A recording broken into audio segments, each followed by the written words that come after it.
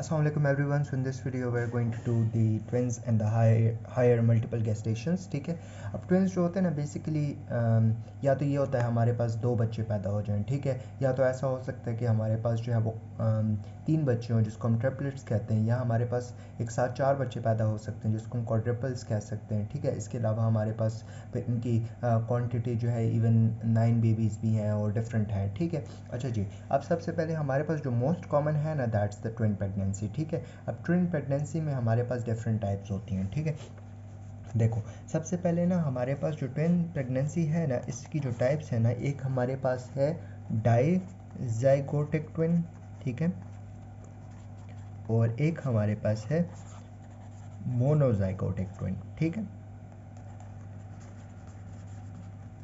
अच्छा जी, अब देखो हमारे पास जो सबसे पहले हम लोग कर लेते हैं डाईजाइगोटिक ट्विन, ठीक है।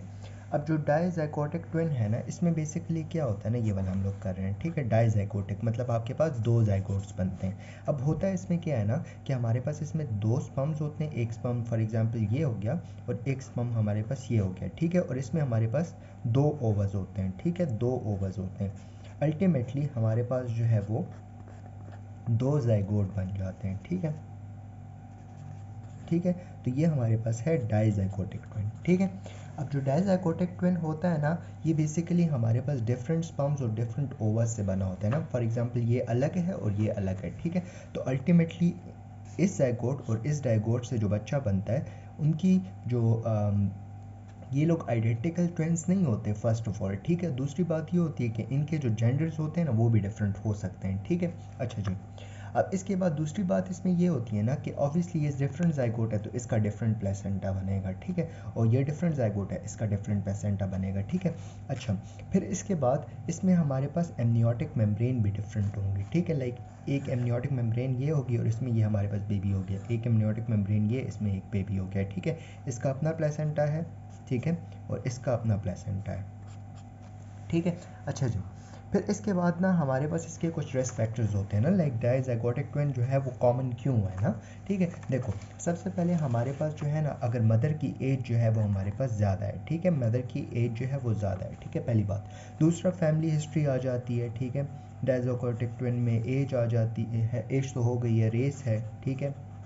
इसके अलावा हमारे पास एक फ़ीमेल है जो उसकी पैरिटी बहुत ज़्यादा है, मतलब ज़्यादा बार कंसीव कर चुकी है, ठीक है।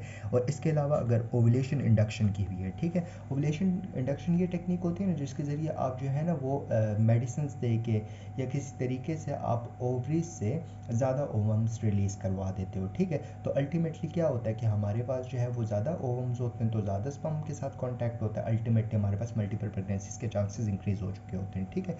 तो ये हमारे पास हो गया डाईजाइगोटिक ट्विन, ठीक है। अच्छा, अब हम आते हैं मोनोजाइगोटिक ट्विन पे, ठीक है।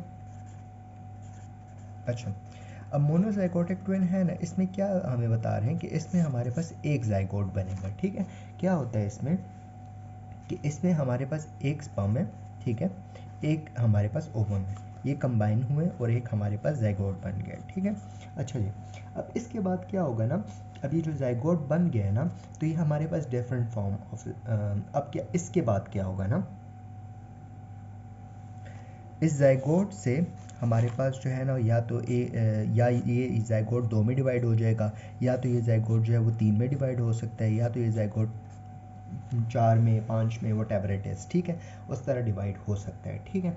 अब इसमें ना हमारे पास इसमें डिफरेंट टाइम पीरियड है, ठीक है। देखो, अगर ये जाइगोट जो है ना विद इन 3 डेज़ अगर डिवाइड होता है, 3 डेज़ में डिवाइड हो रहा है, ठीक है, तो हमारे पास जो बेबी होगा ना, दो बेबीज़ है ना, दो बेबीज़ बन गए, ठीक है। तो क्या हो गया, वो हमारे पास डाइकोरियोनिक डायएमनियोटिक होंगे, ठीक है, डाइकोरियोनिक डायएमनियोटिक, कोरियन मतलब कि उनके दो प्लेसेंट अपने अपने प्लेसेंटास होंगे, और डायएमनियोटिक मतलब उनकी अपनी अपनी एमनियोटिक मेम्ब्रेन होगी, ठीक है। फिर इसके बाद अगर हमारे पास ये third day and third day से पहले की बात हो रही है, ठीक है। अब अगर 4 to 7 डे में हमारे पास डिवीजन हो रही है, ठीक है, तो इसमें हमारे पास जो बच्चे होंगे ना, जो फीटसेस होंगे, उनका हमारे पास प्लेसेंटा तो एक ही होगा, मोनोकोरियोनिक होंगे, ठीक है, लेकिन हमारे पास वो डायएमनियोटिक होंगे, ठीक है। एमनियन उनके अलग अलग होंगे लेकिन प्लेसेंटा जो है वो डिफरेंट होगा। फॉर एग्जांपल मैं ये कहता हूँ, ये दोनों बेबीज है, ठीक है, उनके अपने अपने जो है वो एमनियॉन है, ठीक है, और ये एक ही प्लेसेंटा के साथ अटैच्ड है, ठीक है। देखो ये एक प्लेसेंटा है ये वाला, और ये दो एमनियोटिक मेम्ब्रेन है इनकी, ठीक है, और ये हमारे पास 4 to 7 डे पे होता है, ठीक है। इसके बाद हमारे पास अगर ना डिवीजन जो है वो 8 to 12 डे के बीच में हो जाए, ठीक है, 8 to 12 डे के बीच में अगर हो गई ना,